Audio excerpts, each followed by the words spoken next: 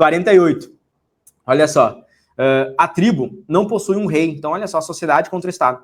O modelo político da sociedade discutidas no texto contrasta com o Estado liberal burguês, porque se baseia em quê? Vamos lá, hein? Olha só. O modelo político das sociedades discutidas no texto contrasta com o Estado liberal burguês, porque se baseia em quê? A tribo não possui um rei, mas um chefe. Ó, então ele tá falando de uma tribo, tá? Então ele tá falando aqui de tribo. E a tribo, ela não possui um rei. Ela possui um chefe, que não é um chefe de Estado. Então não é um rei absolutista, né? Chefe de Estado seria um rei absolutista. O que significa isso? Simplesmente o chefe não dispõe de nenhuma autoridade, de nenhum poder de coerção, de nenhum meio de dar ordem. O chefe não é um comandante. As pessoas da tribo não têm nenhum dever de obediência. O espaço da chefia não é o lugar do poder, essencialmente encarregado de eliminar conflitos que podem surgir entre indivíduos, famílias e linhagens. O chefe só dispõe para restabelecer a ordem, a concórdia do prestígio que ele reconhece à sociedade, ou seja, ele só tem algum prestígio porque a sociedade quer.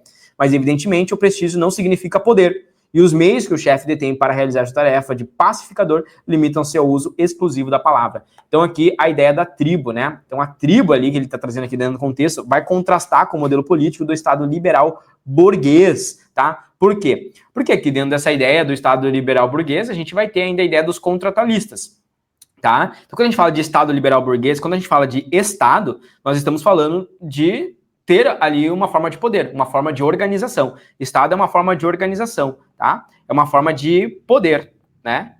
A gente vai ter ali a visão do rei, né? Ou a visão, muitas vezes, do Estado, a visão de um presidente, ou algo do tipo assim. Ali na tribo, tá dizendo que não tem a visão de um rei, tá? É um chefe que não é um chefe de Estado, tá? Ele não tem o poder de coerção. As pessoas não devem obediência a ele. Basicamente, ele tem um prestígio, um reconhecimento nessa sociedade ali, porque o povo quer. Então, o povo dá um certo prestígio e ele tem um papel ali, muitas vezes, de pacificador. Ou seja, está tendo conflitos, e aí, vamos ver o que o ancião, o que o líder da tribo ali tem a dizer. O ancião vai dar a opinião dele, olha, assim, aqui, assim, tá? Mas se a tribo não quiser saber a opinião dele, ele não tem o poder de dizer, olha, você tem que parar, você faz isso, você faz aquilo. Não, ele não tem o poder de coerção, de mandar. Ele não é um chefe de Estado, tá certo? Ele tem um prestígio, ele tem um respeito aqui dentro.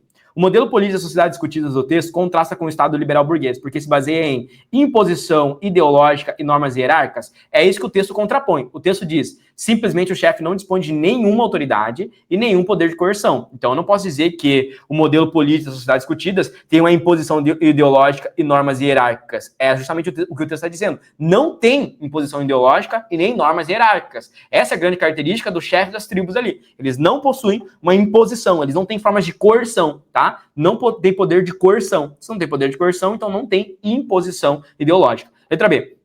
Determinação divina e soberania monárquica. A ideia de soberania monárquica vem da ideia de absolutismo. E a ideia de absolutismo é que você tem, então, a ideia de hegemonia, a ideia ali de poder. O poder é absoluto, soberania monárquica. E determinação divina é algo inquestionável, que é a ideia do rei absolutista, o rei ali da Idade Média, né? Então, um rei escolhido pelo Papa. Ou seja, ele tem que ser obedecido. E o que diz aqui é que as pessoas não devem nenhum dever de obediência, tá? Se eu estou dizendo que ele tem uma determinação divina e soberania monárquica, como que ele não deveria ter obediência? As tribos acreditavam nos deuses, acreditavam nos xamãs, né? Se tem um líder ali que é reconhecido como um deus, que é reconhecido como um líder divino, ou seja, tem uma soberania, eu estaria dizendo que as pessoas devem obediência, mas o texto diz que eles não devem obediência, então está errada. Letra C. Intervenção consensual e autonomia comunitária. Então aqui o modelo político descrito na tribo descreve isso, né? Aqui, ó, exclusivo da palavra, ou seja, do prestígio que reconhece a sociedade. Né? Então, a ideia de intervenção consensual. Então, o chefe de Estado, a ideia do chefe que é trazida no texto, ele pode intervir como um pacificador, desde que tenha um consenso na comunidade, na tribo, para isso. Desde que a tribo queira saber a opinião dele, tá? E tem uma certa autonomia comunitária, ou seja, a comunidade, ela age com autonomia. Ela não tem um líder, um chefe, um Estado centralizador que determina as regras. Tem uma autonomia. A comunidade, ela tem a sua cultura e as suas regras, mas a cultura e as regras é definida pela tribo, pela comunidade, tá? Pela vivência em comunhão ali daquela comunidade, e não por um líder centralizador ou por um Estado forte, tá certo? E aí ele vai dizer o seguinte, mediação jurídica e regras contratualistas, o texto contrapõe esse ponto, ele diz que não tem essa ideia de regras, né? E a ideia, olha só, o modelo político da sociedade discutida no texto contrasta com o Estado liberal. O Estado liberal tem regras contratualistas. Por quê? Porque John Locke, tá, que vai definir o Estado liberal aqui, John Locke, ele vai definir o contrato social liberal, tá?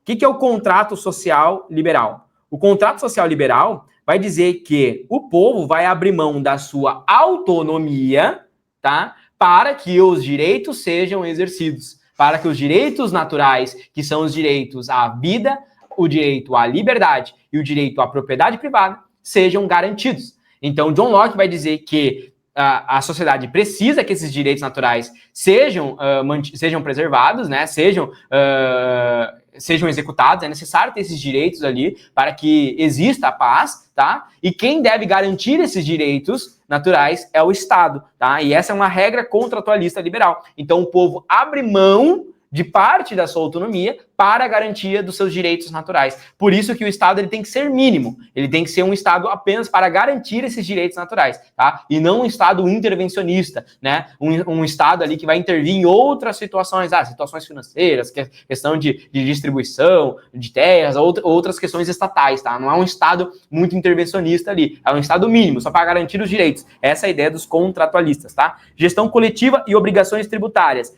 Não tem obrigações tributárias, né? Obrigações tributárias vai envolver regras, vai envolver contratos, vai envolver mais uma ideia capitalista, uma ideia de liberalismo econômico, né?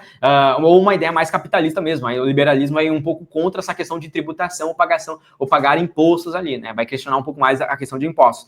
Bom, uma questão de interpretação com conhecimento básico sobre os contratualistas, tá? Revisando rapidamente, os contratualistas caem sempre na prova.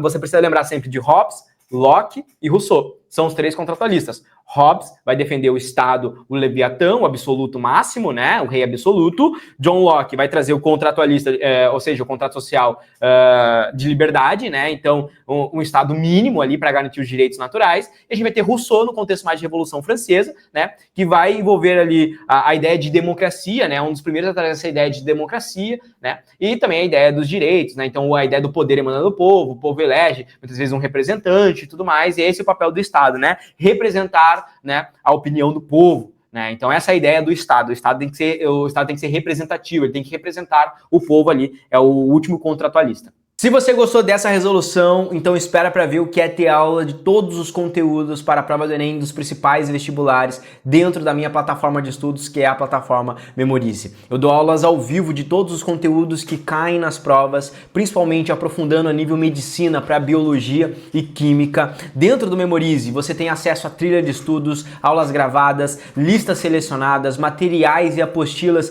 resumos, um banco com mais de 170 mil questões, sistema de flashcards próprio integrado dentro da plataforma com mais de 5.000 flashcards, acesso a monitores que irão te orientar, comunidade de estudos, mentoria preparatória para a prova do Enem e também os vestibulares mais específicos e difíceis do Brasil. Se você está gostando então dessa resolução e quer mais, ou seja, quer se preparar em alto nível para a prova desse ano, aqui embaixo você vai encontrar o primeiro link, que é um link para você fazer parte da minha plataforma e ter aula comigo de todos os conteúdos e se preparar, elevar o seu nível para ser aprovado ainda esse ano. Clica aqui embaixo e vem fazer parte da maior e melhor plataforma de preparação para Enem e vestibulares do Brasil. Um grande abraço e eu te vejo lá dentro.